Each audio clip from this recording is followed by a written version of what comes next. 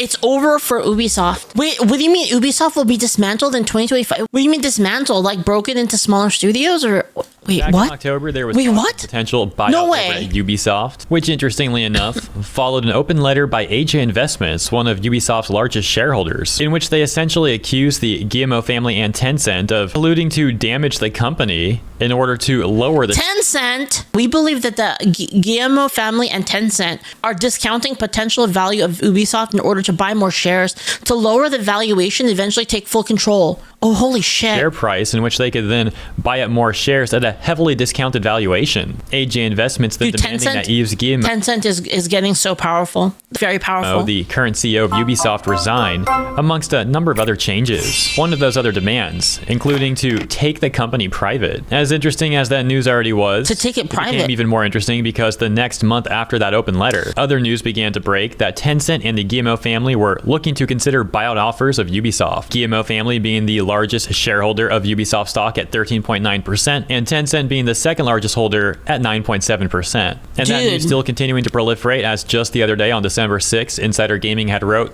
Ubisoft buyout talks continue as stock trading temporarily halted. Further going on to say the talks surrounding a potential buyout at Ubisoft continue to pick up steam after reports. Guys, I'm not gonna lie, I got a little bit excited when I saw. I thought Elon was gonna buy it. First surfaced in October of a buyout to take Ubisoft private, the Guillemot family have continued to have discussions with potential partners. In a new report by Reuters, Ubisoft's owners have continued discussions with Tencent and other investors regarding a buyout of one of the world's largest game studios. According to the report, the Guillemot family has made it known to potential buyers that it wants to retain control of the company. The speculation by AJ Investments certainly does seem like it could have merit, as Ubisoft has constantly been seeing all-time lows, downtrending for literal years. If the Guillemot family does indeed think that things can actually turn around for Ubisoft, then they probably wouldn't want to sell now near the bottom. Instead, they'd rather retain control. Tazutu says he would ruin every game by forcing them to make his personal preferences when he has no game design experience. You know, that's how every fucking company works, right, Tazuto? You know that the CEO usually doesn't have any game design experience. The company, meaning they keep all their shares in order to eventually sell at a higher price per share. That takes us to a write-up from Derek Strickland, where he summarizes a post. It doesn't mean that it's bad. There are some CEOs that don't have any game design experience, but they're still good. Or like presidents of the company and stuff, that they know like who to the job of like the president and CEO is not to like actually make the game. Their job is to assemble the team that will make the game. Recruiting is like the most important part. If you're talking about like a studio that's working on a major game, if you're working on like an indie game, then obviously it doesn't matter, right? But if you're kind of trying to make something that's like at least like, I don't know, I guess like whatever people would consider like AA, AAA. If you wanted to make something like that, then building the team is the most important part. Source me. I worked at a small indie company that took off and became a AAA company. From industry expert Joost van Drunen, where Joost had said, and I was there before the game came out. Headed for privatization and dismantling in 2025, with its share price plummeting from $28.19 to $12.30 year over year. The company has become an attractive takeover target. Its valuable assets, particularly Rainbow Six Siege and the Assassin's Creed franchise, could be worth more separately than together. The upcoming AC Shadows faces stiff competition from PlayStation's Ghost of Yotai, and recent failures suggest deeper organizational issues beyond individual game performance. Ubisoft's development approach remains stubbornly outdated in an era of demanding player engagement and community building. Without a fundamental shift in how they develop and maintain games, they risk further alienating both investors and players. The X-Defiant shutdown isn't just another failed launch. It's a also, I saw somebody in chat say that gamers know what gamers want, not devs. I actually don't think that's true, to be honest. I think in terms of taste, it makes sense. The thing is, a lot of the times, gamers don't like understand the ramifications of a change. That's kind of the job of game developers.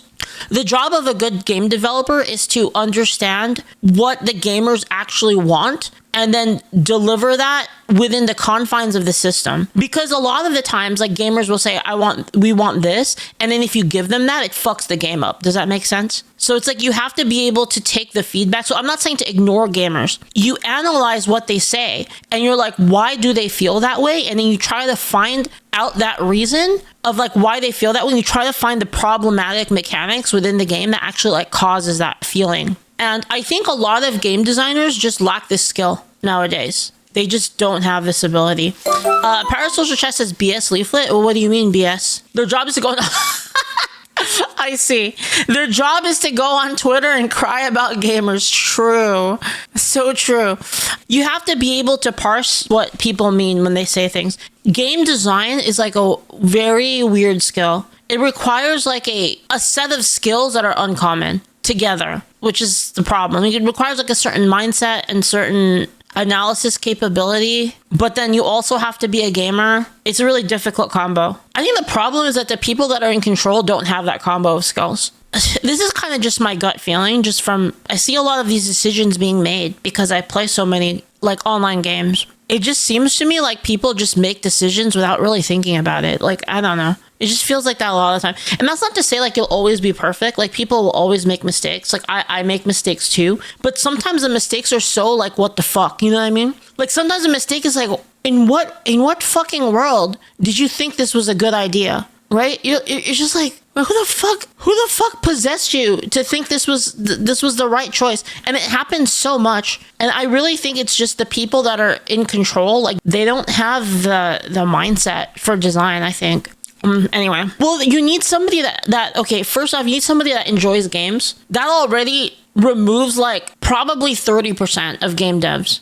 Am I wrong? You need someone that likes games and actually likes gamers, actually likes like their target audience, which is fucking, I love how we got to the point where like that's not even a requirement anymore, but we did get to that point. So that's one. And then you need someone that can like analytically think about something, think beyond like one level, right? So like when there's a problem in a game or like some kind of mechanic in a game, you have to consider not just the mechanic itself, but how it interacts with every other system in the game. Does that make sense? So like if you change something, like say you make a change to a character, it could react poorly with other systems in the game.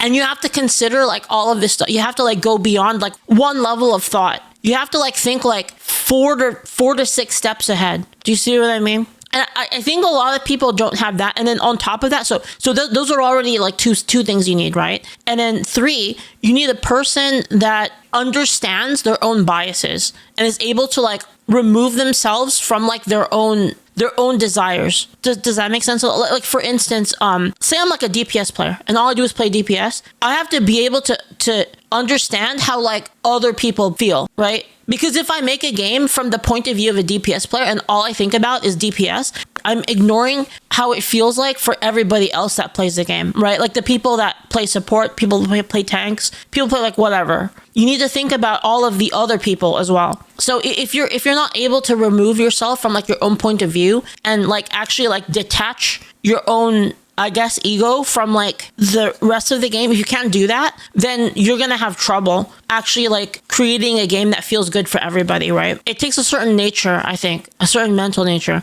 And the thing is like the people that are like that are always fucking weird. You need somebody that's gonna hire those weirdos and then like not mess with them too much because we're not really loud. Does that make sense? At least that's just like how I've seen it. A lot of the times you'll have like a boss, for instance. You'll have someone who runs a game company aren't that kind of person where they're very, very concerned with what they want specifically, that they end up fucking everything else up for everybody else because they keep hammering decisions from the top when they don't have that skill. You see what I mean? It happens so often. And then you add in like the other factor of people that don't actually care about the game, right? You add like a whole nother class of game developer that doesn't even give a shit about the game at all. All they care about is their own personal message that they're trying to get out into the world. They don't really give a shit about like the gamers. They don't give a shit about anybody except like their own. Actually, it's kind of the same actually. It's kind of the same as the DPS example I gave earlier. Only want to make a game for themselves and like the people like them, that they cannot think about it from the position of other people, right? So they end up making like such a narrow game that like nobody gives a fuck about and nobody has fun playing it. And the thing with like these AAA games, right? These AAA games are so expensive to make. The amount of resources it takes to make, the amount of money, artists, sound development, game developers, quality assurance, the company structure has to be like pretty big in order to support like this like big, blockbuster game. If you don't have people that actually will advocate for like a wider audience and they kind of narrow the scope of like the audience,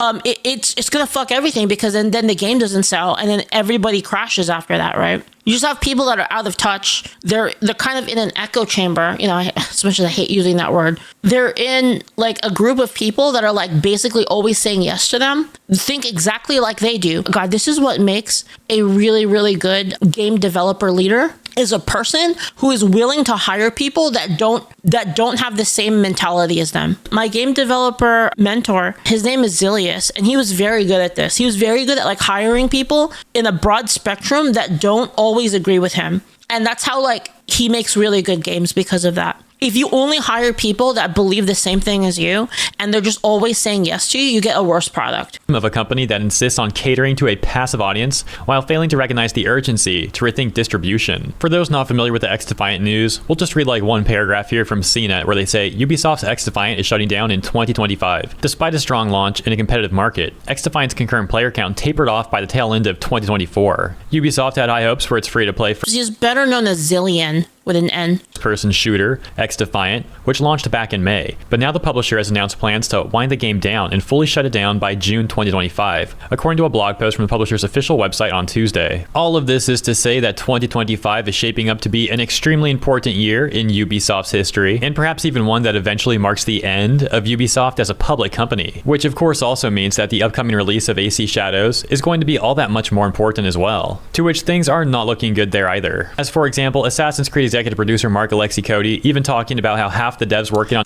that game got delayed, right, till next year. Assassin's Creed, the Japan one, right? How much could they possibly change though? You know what I mean? Like, what are they gonna do with that? They can't change that much. It's so late in development. There's no way. So yeah. AC Shadows are new and think the game looks terrible so far. So if AC Shadows does end up underperforming financially, it could mean that the already dying stock will be even worse off. All of this buyout news occurring around the time that AC Shadows is set to launch, on top of the accusations leveled by AJ Investments, make the entire situation even more interesting. And we'll ultimately see if financial analysts use predictions. My mom has this gun. It's a nice gun. I like to slap the little charging handle at the top. It feels so good. Ubisoft ends up getting dismantled and taken private throughout 2025. She has that gun in real life. Let me know what you think about all the stuff regarding Ubisoft and what you think about 25 end up ringing true. Let me know what you think about all the stuff regarding Ubisoft and what you think about AC Shadows too. As always, thanks for... That's crazy though. If it's like, if it's hinging on AC Shadows, man. You know